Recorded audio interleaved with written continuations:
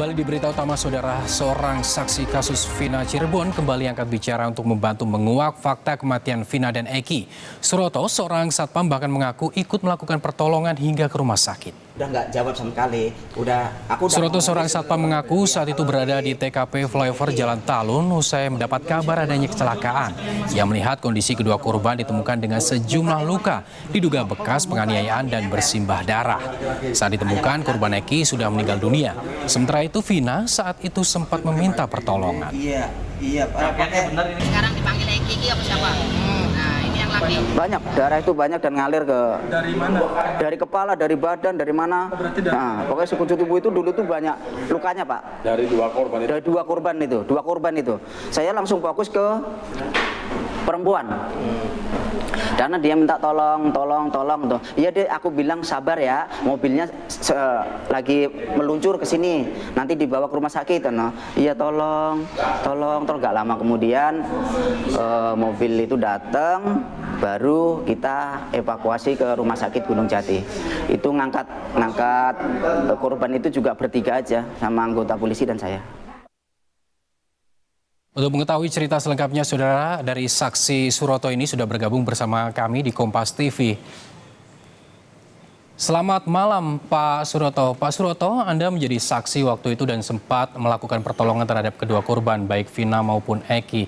Sebetulnya yang Anda lihat, Pak Suroto, waktu malam kejadian 27 Agustus 2016 ya, Pak, itu bagaimana kondisi kedua korban? Ya. Baik. Kondisi dua korban itu waktu itu sangat memperhatikan karena kedua korban itu luka berat. Cuman saya juga nggak nyangka kalau korban itu telah dianiaya atau dibunuh. Tahu saya itu dulu kecelakaan laka lantas gitu, Pak. Artinya sebelumnya mendapatkan laporan bahwa ada kecelakaan di flyover di Jalan Talun seperti itu ya, Pak? Betul, Pak. Apa yang membuat Anda curiga ketika Anda mengetahui bahwa kondisi korban ini bukan korban kecelakaan? Apa yang Anda lihat waktu itu?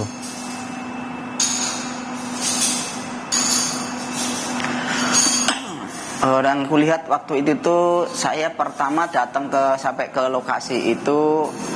Di lokasi itu udah banyak pengguna jalan melihat kondisi korban itu, cuman nggak ada yang berani memegang atau mendekat, cuma melihat aja. Kerumunan pengguna jalan itu banyak sekali dan saya datang ke lokasi. Di situ langsung naruh motor saya, pinggirin, saya langsung megang korban yang laki waktu itu.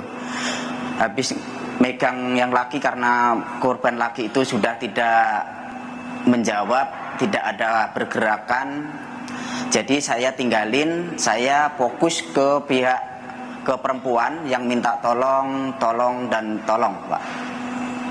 Jarak antara kedua korban ini seperti apa, Pak, di TKP, dan bagaimana dengan kondisi motor korban waktu itu? Jadi jarak dari korban yang laki itu tergeletak, masih pakai helm. Itu posisinya nempel dengan pembatas jalan antara perbatasan Desa Kepompongan dengan Desa Kecomberan. Dan jarak sama yang perempuan itu dari trotoar ke jalan tengah itu kurang lebih 2 meter. Pihak perempuannya 2 meter ke jalan tengah.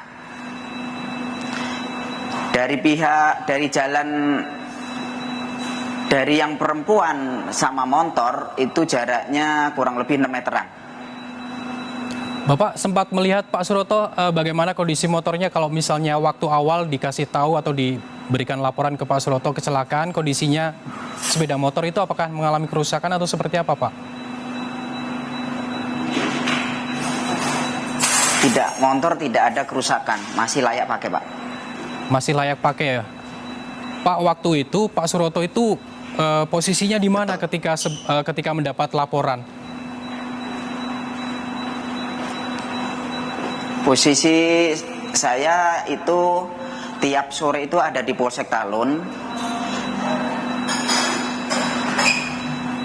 Cuman di wilayah saya itu sering terjadi jambret, jam 9, jam 10, jam 11 itu sering terjadi. Jadi saya rutin tiap sore itu keliling. Jam 9, jam 10, jam 11, jam 12 itu selalu keliling, Om. Dan benar adanya jam 10 pas keliling itu, di situ udah ada kerumunan pengguna jalan melihat kejadian kecelakaan itu. Waktu itu saya tahunya kecelakaan.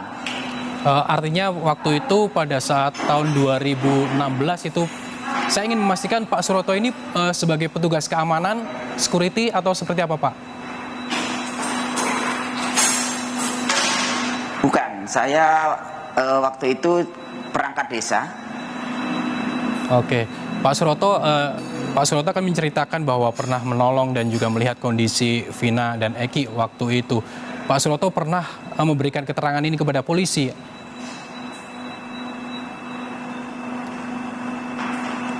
Betul, waktu di PAP di Polres Kota Cirebon, saya menerangkan apa yang saya alamin, apa yang saya tolong ke dua korban ini, Pak.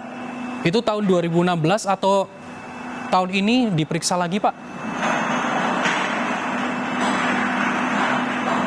Tahun ini baru dapat panggilan dari Polda hari Selasa. Cuman saya mohon kalau bisa jangan di Polda, kalau bisa di Polres Kota aja. Jadi di ACC di Polres Kota, Pak. Pak, saya kembali ketika Pak Suroto ini menemukan kedua korban tergeletak di jalan. Tadi Pak Suroto menyebutkan bahwa salah satu korban, si Eki ya Pak, itu menduga sudah meninggal dunia seperti itu. Namun bagaimana dengan kondisi Vina saat ditemukan? Betul. Kondisi Vina waktu itu sangat memprihatinkan. Mukanya udah lebam-lebam, udah banyak darahnya. Dari hidung udah bukan darah, dari mulut udah mengeluarkan darah.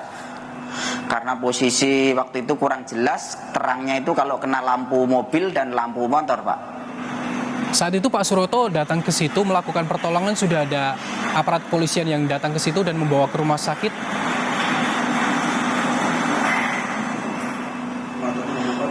Belum, saya duluan Pak sama polisi. Sama polisi, lalu selanjutnya kondisi Vina ini dinyatakan meninggal itu waktu di rumah sakit Lalu atau di TKP, Pak? Di rumah sakit, Pak. Perjalanan dari TKP ke rumah sakit itu masih hidup. Baik, terima kasih Pak Suroto telah menceritakan bagaimana kronologi waktu penemuan Vina dan Eki pada tahun 2016, tepatnya pada 27 Agustus. Terima kasih telah bergabung bersama kami di Kompas TV. Selamat malam, Pak.